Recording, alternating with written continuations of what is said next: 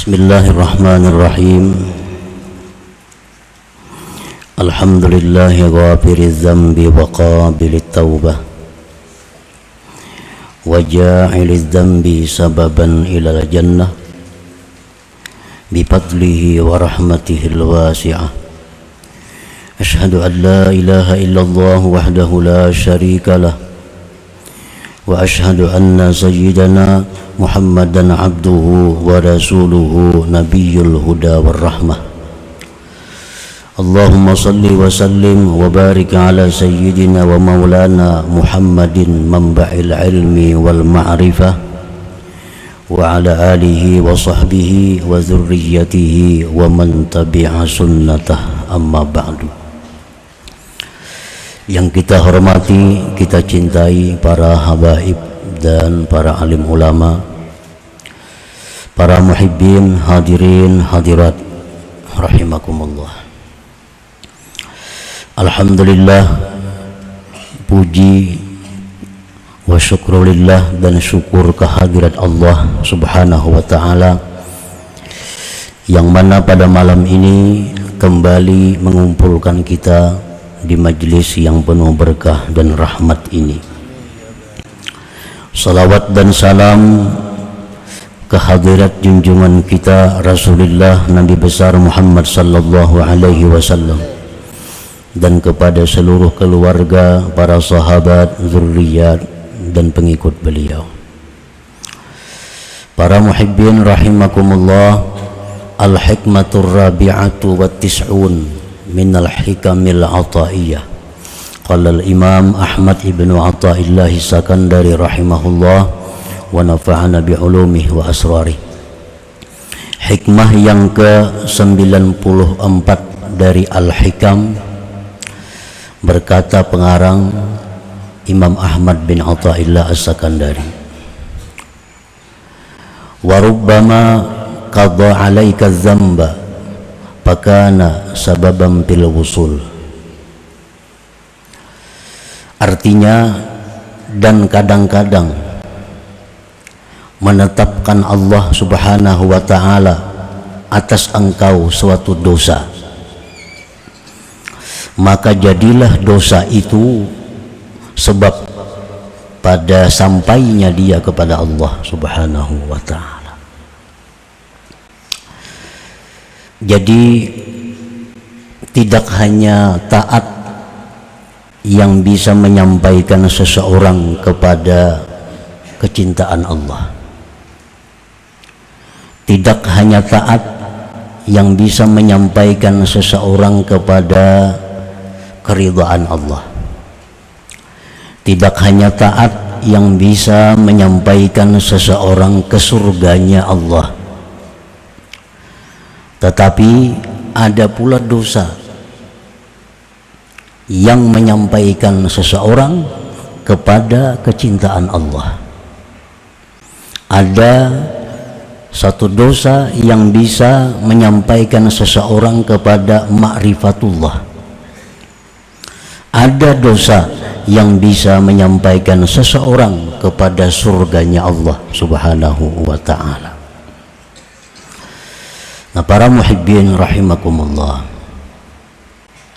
jadi sebagaimana taat itu bisa menyampaikan seseorang ke surganya Allah, maka dosa pun bisa mengantarkan seseorang ke surganya Allah subhanahu wa ta'ala.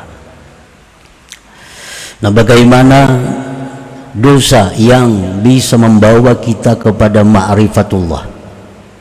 Bagaimana dosa yang bisa membuat seseorang itu dicintai oleh Allah? Bagaimana dosa yang bisa menyampaikan ke surganya Allah? Idza aznabal 'abdu dzamban fakhafa rabbah wa taba wa ahsana taubatah fasara sababan fil wusul ila mahabbatihi wa safwatihi wa jannatihi. Apabila berbuat dosa seseorang hamba akan suatu dosa, apapun dosanya, maka dengan sebab dia berbuat dosa itu dia menjadi takut kepada Tuhan, lalu dia tobat, membaguskan tobatnya. Nah, maka jadilah dosa tadi sebab yang mengantarkan dia kepada kecintaan Allah, pilihan Allah, dan surganya Allah Subhanahu wa ta'ala. Orang tuh dulunya kada pernah takut kepada Allah. Begitu dia memperbuat suatu dosa yang besar, timbul di hatinya ketakutan kepada Allah, timbul suatu kesedihan dalam hatinya, timbul suatu kehinaan yang besar dalam dirinya. Lalu dia tobat kepada Allah. Nah, maka dosa yang tadi penyebabnya itu tobat, membaguskan tobatnya, maka itulah yang menyampaikan dia kepada surganya Allah Subhanahu wa ta'ala. Qala Nabi sallallahu alaihi wasallam, rubba dzambin adkhala sahibahul jannah. Ujar Nabi, ada dosa yang membuat seseorang yang berdosa itu masuk surga. Ada dosa, ujar Nabi, yang membuat dia masuk surga. Qalu wa kaifa dzalik ya Rasulullah? Bagaimana bisa demikian wahai Rasulullah? Ujar para sahabat, bagaimana dosa bisa masuk surga? Qal, Rasulullah menjawab, la yazalu taiban parran minhu khaipan rabbahu hatta yamut fayudkhilahul jannah. Senantiasa dia tobat, lari dari dosa, takut Tuhannya sampai dia mati, maka dia masukkan ke dalam surganya Allah Subhanahu wa ta'ala. Nah, para muhibbin rahimakumullah, macam-macam bentuk baik taat baik dosa itu bisa mengantar ke surga. Ada orang yang wiridnya mengingat dosa, orang lain tahajud, orang lain berzikir, orang lain membaca macam-macam bacaan. Ada inya kada, inya malam itu duduk mengatakan, dahulu aku merampok, dahulu aku merampok, sedih, menangis. Itu aja amalannya. Dahulu aku pernah mencuri, ampun orang, hinanya aku, menangis. Jadi pekerjaannya mengingat dosa aja, mengingat dosa aja pekerjaannya, menangis, ingat dosa, menangis. Nah, ini dosa itu yang memasukkan dia ke dalam surganya Allah Subhanahu wa ta'ala. Macam Sayyidina Umar bin Khattab radhiyallahu an, beliau seringkali menangis. Ditanya oleh kawan-kawannya, mengapa engkau wahai Umar menangis? Aku ingat dulu pernah membunuh anak perempuanku hidup-hidup. Nah, Sayyidina Umar waktu masa dahulu jahiliyah pernah membunuh anak perempuan yang masih hidup, dimasukkan ke dalam tanah, mati. Lalu Sayyidina Umar bila ingat itu menangis, ingat itu menangis. Nah, ingat suatu dosa apabila ditangisi, maka itu menjadi sesuatu yang berpahala sangat besar di sisi Allah Subhanahu wa ta'ala. Ingat dosa, lalu kita sedih, lalu kita menangis, itu jadi sesuatu yang bernilai pahala besar di sisi Allah. Bisa lebih besar daripada bacaan-bacaan yang belum tentu baik, belum tentu khusyuknya, belum tentu benar adab-adabnya. Nah, ini yang dimaksud oleh Nabi kita, bahwa ada dosa itu yang membawa seseorang ke surga. Ingat dosa, menangis. Ingat dosa, sedih. Nah, dosa ini yang mengantarkan dia kepada surga. Dosa ini yang mengantarkan dia kepada ma'rifat kepada Allah Subhanahu wa ta'ala. Nah, para muhibbin rahimakumullah, wa alamatul mudhnibit ta'ib al-muhsini taubatah ay yufarika ashabas su' wa ay yakuna musta'iddan lil maut mujtahidan ala ta'ati rabbih mustadrikan ala ma fata min ta'ati rabbih mutaliban lil halal war ridha ala man zalamahu min ibadih. tanda orang yang berdosa, yang taubat, yang membaguskan taubatnya. Pertama tandanya bahwa dia menjauhi kawan-kawannya yang jahat.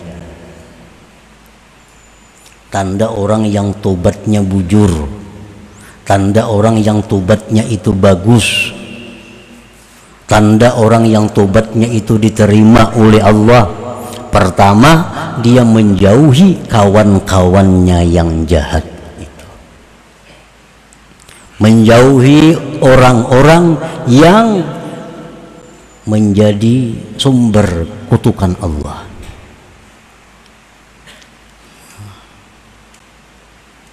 Menjauhi orang-orang yang menyebabkan dia mendapat percikan daripada laknatnya Allah. Kalau yang kita kawani orang yang disayang oleh Allah, kita akan dapat percikan rahmatnya Allah. Kita akan dapat percikan berkah dari Allah. Walaupun kita duduk di samping orang yang disayangi Allah, walaupun kita guring kada beribadah, tapi di samping orang yang dicintai Allah, maka rahmat Allah itu sampai kepada kita. Berkah Allah akan sampai kepada kita karena kita berada di dekat orang yang disayangi, dicintai oleh Allah Subhanahu wa ta'ala. Nah, demikian halnya kita duduk berdampingan dengan orang-orang yang selalu dilaknat oleh Allah, dimurkai oleh Allah. Duduk kita di sampingnya, walaupun kita tidur, walaupun kita tidak berbuat seperti perbuatannya, tapi kita dapat sawabnya, sawab kada baiknya. Dapat sawab kada baiknya. Nah, jadi misalnya kita duduk betatai lawan orang nang dimusuhi Allah, dimurkai Allah, disimburkan orang banyu panas, ngarang betatai duduk, tekanan juga kita percikan banyu panas itu. Nah, jadi tanda orang yang tobat, yang membaguskan tobatnya itu, pertama dia mesti jauh dulu dirinya dari orang-orang yang jahat itu. Jauh dari orang-orang yang jahat. Yang kedua, tandanya orang yang membaguskan tobatnya itu bahwa dia mempersiapkan diri untuk kematian. Mempersiapkan diri untuk kematian. Nah, bila kita kadang mempersiapkan diri untuk kematian, tentu kita akan mengalami kesusahan, penderitaan. Kematian itu mulai sakaratul maut, ada persiapan khusus yang diajarkan Rasulullah. Menghadapi munkar nakir, ada persiapan khusus supaya bisa lulus dari munkar nakir. Dibangkit dari kubur menuju padang mahsyar yang sangat panas, itu ada persiapan khusus agar kita bisa terhindar dari panasnya waktu itu. Menghadapi pertimbangan amal, menghadapi titian, itu semua ada persiapan-persiapan agar bisa selamat sampai ke tujuan surga Allah. Nah, orang yang tobatnya benar, orang yang tobatnya diterima Allah, dia mempersiapkan segala-galanya untuk menghadapi tantangan-tantangan yang demikian tadi.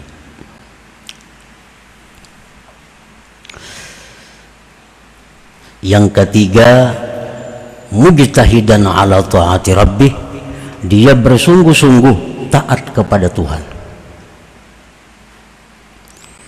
Mustadrikan ala ma fata min ta'ati rabbih, dia memperdapati atas yang keluputan daripada taat kepada Tuhan. Dulu kada sembahyang, dikadanya. Dulu kada puasa, dikadanya. Dulu kada bayar zakat, kada cukup bayar zakat, dikadanya. Ini tanda orang yang taubatnya diterima oleh Allah. Tanda orang yang dosanya itu membawa dia ke surga. Tobatnya bagus. Nah, tobat yang bagus itu antara lain adalah memperdapati yang luput. daripada Tuhan. Sembahyang dulu banyak ada sembahyang, diperdapati, dibayar. Zakat dulu kurang dari sebenarnya, sekarang bayar.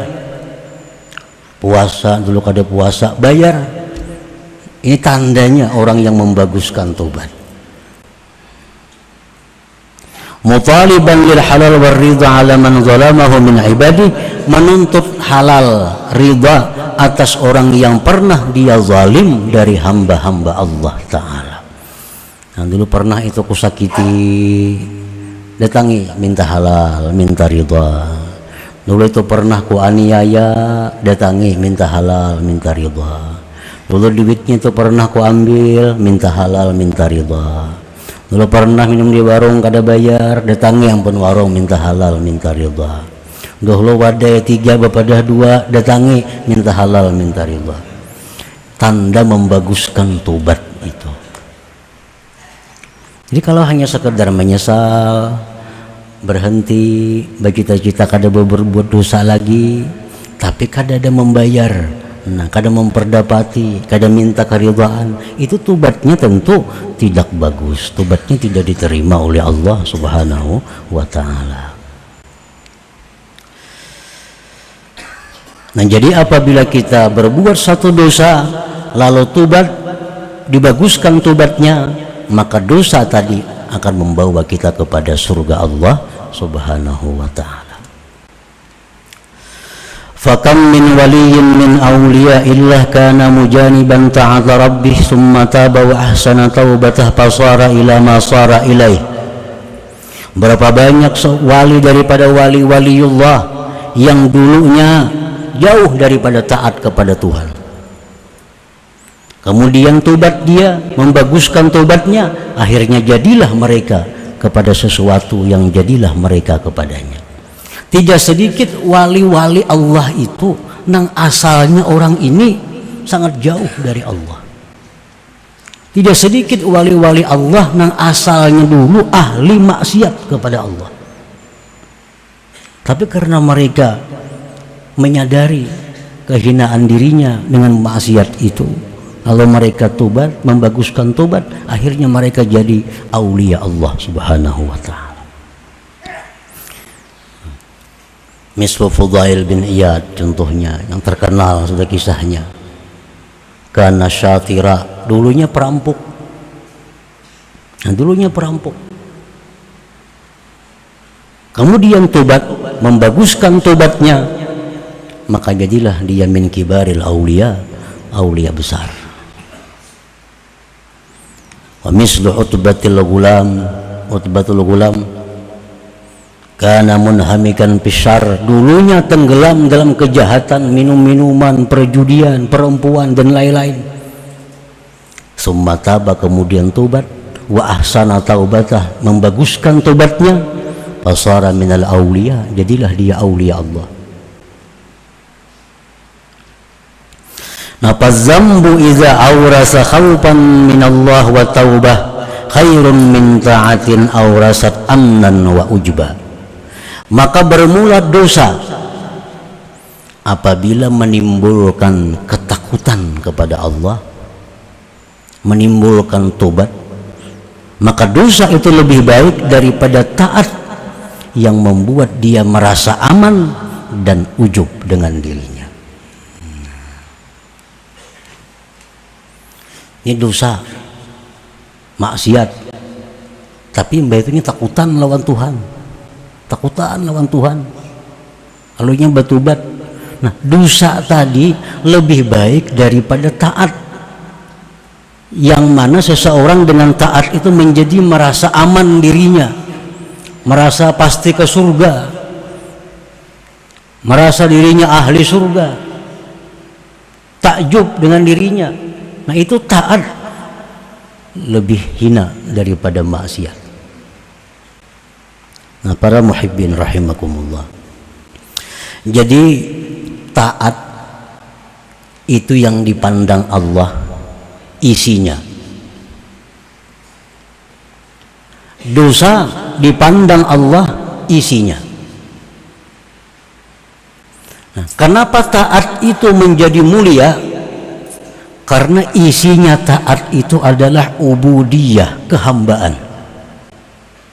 Kehambaan itu sama dengan kehinaan. Jadi kalau kita berbuat taat, kalau diri kita merasa menjadi hamba Allah, diri kita merasa hina, diri kita merasa butuh kepada Allah, nah ini taat yang bermakna di sisi Allah, taat yang diterima oleh Allah.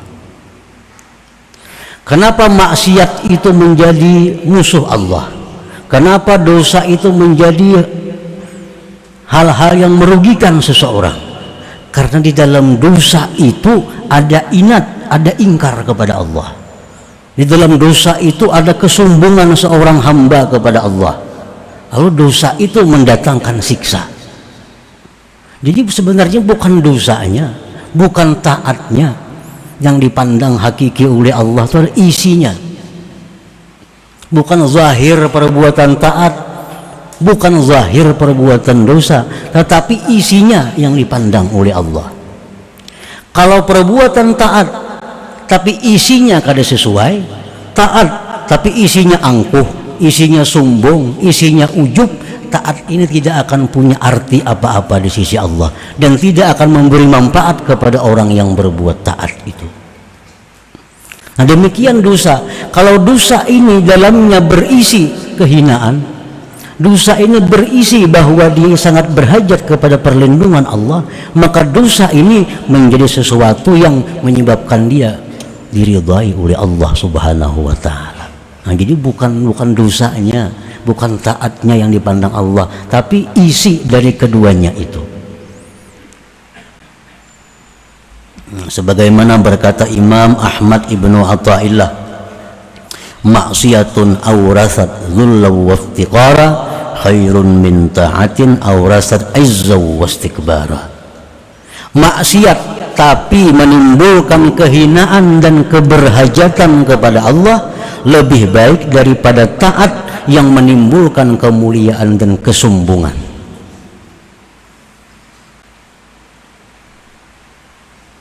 Nya maksiat pekerjaannya, ahli maksiat orang ini, tapi dalam hatinya itu dia merasa sangat hina, dalam hatinya dia merasa sangat jauh dari Allah, dalam hatinya dia sangat berhajat kepada perlindungan Allah. Nah ini lebih baik daripada orang yang tahajud, sembahyang, macam-macam, tapi dia merasa dirinya besar, merasa dirinya ini sombong, merasa dirinya ini angkuh, ujub dan sebagainya. Karena bertentangan dengan buah, dengan isinya tadi. Taat bermanfaat kepada kita, dihargai oleh Allah bila taat itu berisi ubudiyah, kehambaan. Kehambaan artinya kehinaan.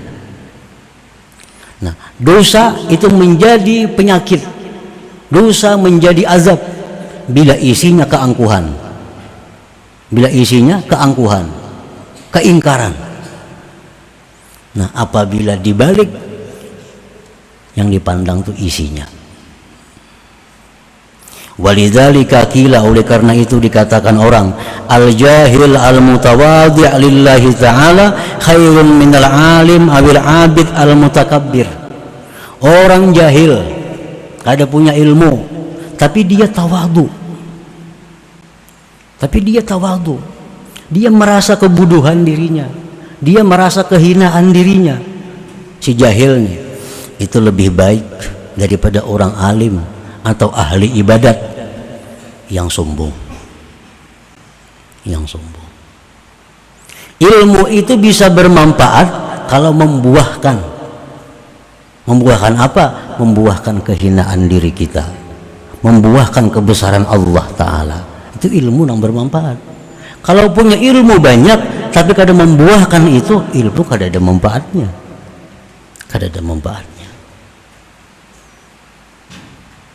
Al-asi al-mutazallil khairun minat ta'i'il mutakabbir. Orang yang maksiat kepada Allah tapi dia merasa dirinya hina di sisi Allah, merasa dirinya lebih hina dari orang-orang lainnya, itu lebih berharga di sisi Allah daripada orang yang taat namun dia merasa besar. taat tapi sombong. Nah, para muhibbin rahimakumullah, dikisahkan di zaman Bani Israel ada seorang pemuda yang kemaksiatannya itu lengkap. Ya, penjudi, pemabuk, penjina, macam-macam lah kemaksiatan.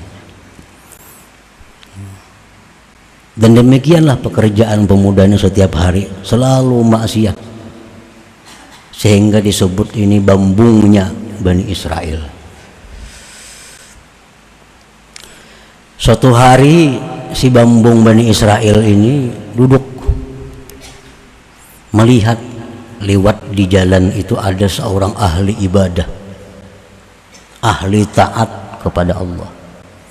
Si ahli ibadah ini berjalan, awan menaungi di atasnya. Nah, karamatnya si abid ini, kemana dia pergi awan itu mengiringi. Nah, si bambung tadi melihat, oh itu orang ahli ibadah, oh hebatnya, mulianya dia, awan aja menaungi kemana berjalan. Aku maka berbuat maksiat, aku berbuat dosa, hinanya aku di sisi Allah,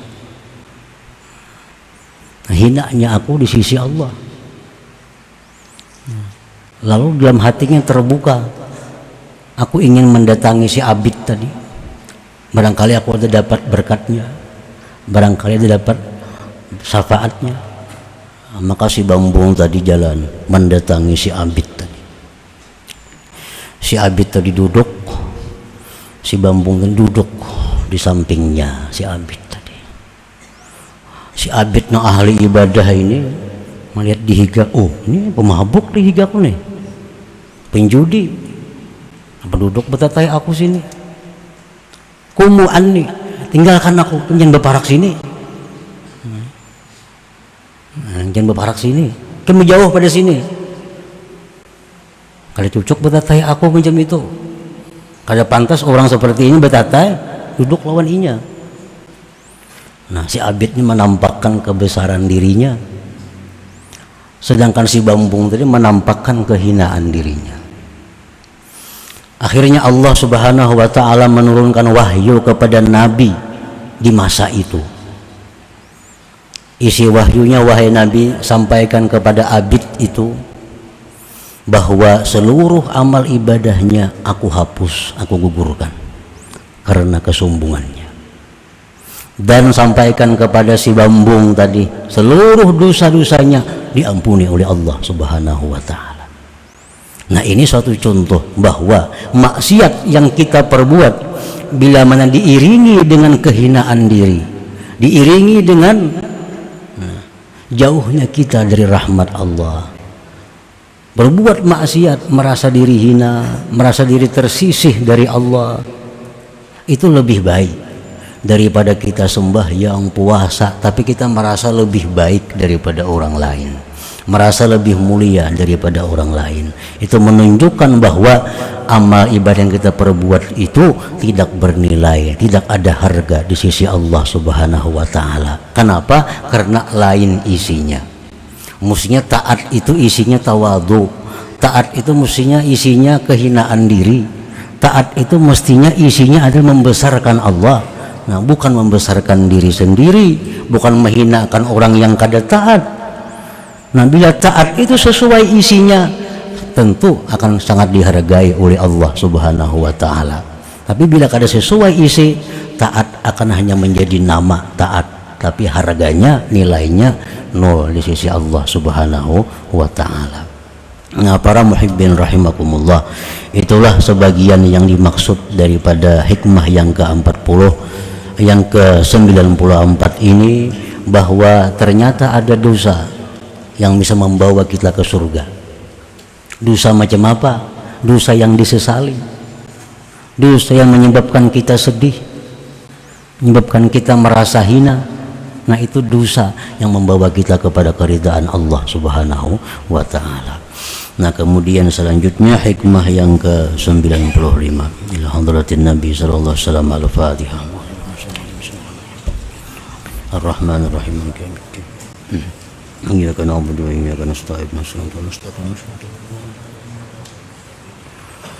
يا الله بها يا الله بها يا الله بحسن الخاتمة يا الله بها يا الله بها يا الله بحسن الخاتمة يا الله بها يا الله بها يا الله بحسن الخاتمة فيا أيها الراجون منه شفاعة صلوا عليه وسلموا تسليما اللهم صل وسلم